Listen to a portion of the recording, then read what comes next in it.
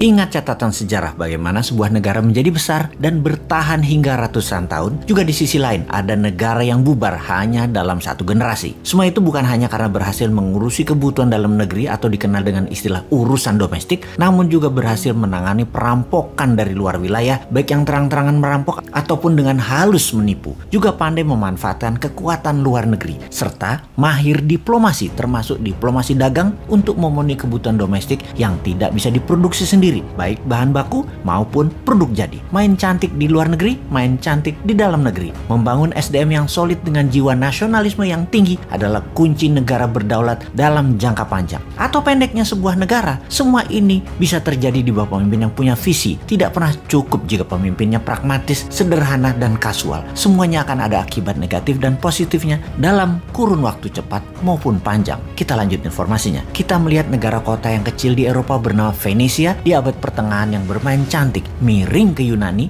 dalam strategi luar negerinya. Kemudian main indah ke dalam negeri dengan koleganza, yaitu equity crowdfunding atau urun dana untuk UKM. Seperti Santara tirulah saat ini. Kalau negara yang terkini, kita lihat Singapura dengan strategi miring ke barat, menjadikan Singapura negara kota yang kuat dalam maritim hub dan financial hub. Menjadikan Singapura negeri dengan pendapatan per kapitanya salah satu yang tertinggi di dunia dengan 50 ribuan dolar per kapita atau hampir 12 kalinya pendapatan per kapita Indonesia. Padahal Singapura itu juniornya Indonesia. Indonesia lahir tahun 45, Singapura tahun 65. Bagaimana dengan Tiongkok yang di tahun 1970-an pernah kelaparan dahsyat yang membuat matinya penduduk lebih dari 5 juta dan sangat miskin hingga tahun 80-an. Yang dilakukan oleh Deng Xiaoping, pemimpin waktu itu, adalah bermain cantik ke luar negerinya, di mana di tahun 79 Deng Xiaoping memilih miring ke Amerika. Padahal saat itu Soviet, tetangganya Tiongkok, adalah kekuatan yang dikatakan terkuat di dunia dan sama-sama paham bernegaranya adalah komunis. Ternyata benar,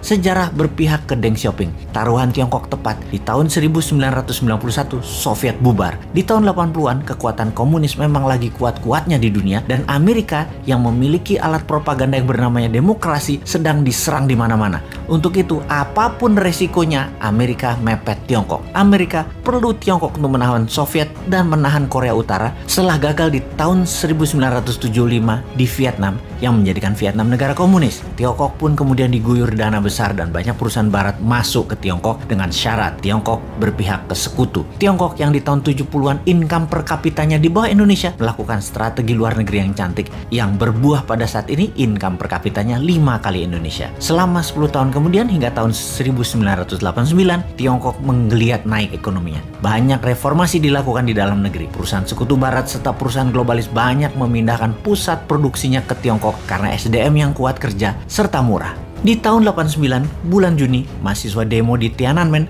menuntut demokrasi meledak. Efek pemahaman barat mulai masuk ke sendi bernegara Tiongkok. Mahasiswa ingin bebas demokrasi. Deng Xiaoping dilema, memihak barat sesuai dengan perjanjian dengan Ronald Reagan, sekutu barat, atau balik kanan mementingkan dasar negara, sosialis komunis. Setelah adanya secret meeting, keputusannya adalah tetap sosialis komunis dan anti demokrasi barat. Maka disikatlah mahasiswa di Tiananmen Square itu, sebuah massacre atau pembantaian dengan 10.000 korban mati di saat itu. Efeknya dunia mengecam Tiongkok. Lebih dari 50% perusahaan Amerika dan perusahaan barat menarik diri dari Tiongkok. Namun keputusan Tiongkok sudah bulat. Bermain dengan globalis, tidak bermain dengan negara barat. Dengan membangun semua ke dalam negeri terlebih dahulu. Tiongkok menggunakan ekonominya MMT Michael Hudson. Tiongkok mainkan double currency system. Di dalam cetak uang berbasis proyek, ke luar negeri pakai yuan berbasis dolar. Tiongkok membangun gila-gilaan di dalam negeri setelah memiliki keterampilan yang diberikan barat selama 10 tahunan. Di dalam membangun berbasis printing money. Semuanya tentunya dengan studi mendalam, bukan asal bangun jalan tol saja misalnya, tetapi membangun jaringan sambungan antar kota produksi, pemasok bahan baku, hingga membangun industri kendaraan niaganya. Isinya apa, kemana arahnya, semua dirancang dengan teliti. Efeknya biaya produksi turun, produksi jadi cepat terdistribusi. 12 lapis benefit pembangunan didapatkan. Bukan hanya 2 manfaat didapatkan dalam membangun jalan pakai hutang, yaitu jalanan dibangun ramainya hanya untuk mudik lebaran sebagai manfaat pertama